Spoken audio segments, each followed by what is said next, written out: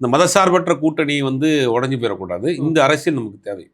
இன்னைக்கு வாக்குகள் நானா 5ஆ பிரிகிறப்ப ஏதாவது ஒரு ஒரு சூழ்நிலையை வந்து ஏற்பட்டு தொங்கு சட்டமன்ற மாதிரியான வர சூழ்நிலை வந்துச்சுன்னா நம்ம வந்து ஒரு ஹோல்டாங்க நிற்கணும்.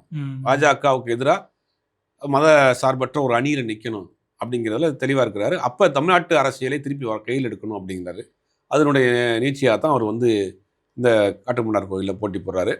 அப்போ அவர் ஒரு முடிவை எடுக்கிறார் திருமாவளவன் அப்படின்னா பல விஷயங்களை யோசித்து தான் எடுப்பார். நிச்சயமா அரசியலில் ஒரு மிக மிக நுண்ணியமாக பார்க்கக்கூடிய மைக்ரோ லெவலில் பொலிட்டிக்கலை பார்க்கக்கூடிய ஒரு நபர். அப்போ தமிழ்நாட்டு அரசியலுக்கு அவர் திரும்புறாருன்னா ஏதோ ஒரு மெசேஜ் இருக்குது, ஏதோ ஒன்று செய்ய போகிறாருன்னு அர்த்தம். அதை வந்து அவர் நம்ம ஈஸியாக வந்து எடுத்துக்கிற வேண்டாம். ஏன்னா சிதம்பரத்தில் இருக்கிறாரு, ஒன்றும் 29 வரைக்கும் அவருக்கு பதவி இருக்குது. அப்போ தமிழ்நாட்டை பாஜக சங் பரிவார் கும்பல் ஏதோ செய்கிறதுக்கு தயாராக இருக்குது. அந்த நேரத்தில் நம்ம இங்கே இருக்கணும், நான் ஒரு பிரதிநிதித்துவத்தோடு இருக்கணும் அப்படிங்கிறது தான் அவர் போட்டி போகிறாரு. ஏதோ ஒரு விஷயத்த சொல்ல வர்றார். அது போகக்கூடிய காலங்கள் நமக்கு தெரியும்.